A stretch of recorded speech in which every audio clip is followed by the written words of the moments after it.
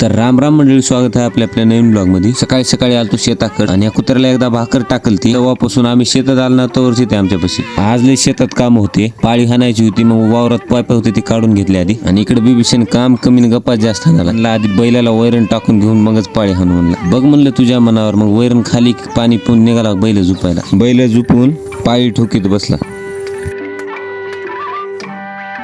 मग पहिल्यांदा त्यानं उबाट्या हाणून बघितली पाळी, पुन्हा म्हणला जमना गेले बसतो अवतावर। मग काय बसिलो मला, पार अंगाचा खुळखुळा होऊन गेलता। मग मम्मी पप्पा आलते शेतात, त्यांनी डबा आणलता, ती मस्त सोडून बसला जेवायला। मस्त सोयाबीनची भाजी, भाकरी, लोणचं आहे जेवायला या। जीवन उठला म्हणलं की अचानक वारे सुरू झाले आणि पाऊस यायला चालू झाला। पाऊस जरा उघडला म्हणलं की चालू केलं अँगल रवायला। कशा रोवली तू, स्ट्रेट लाईन मध्ये रोवलीत का नाही अँगल। आणि पुन्हा गावात आलो तर हरिभाऊ निघाल ते पुण्याला अचानक। त्यांचा पॉलिटेक्निकला नंबर लागलाय, पण आम्हाला सांगितली नाही जाणार आहो काय ना, अचानकच गेली। मग त्यांना वाट लावून दिलो आणि शुभेच्छा दिलो, चांगले इंजिनियर होऊनच या म्हणलं आता गावात, तेवढंच तर गाव शांत राहील म्हणलं।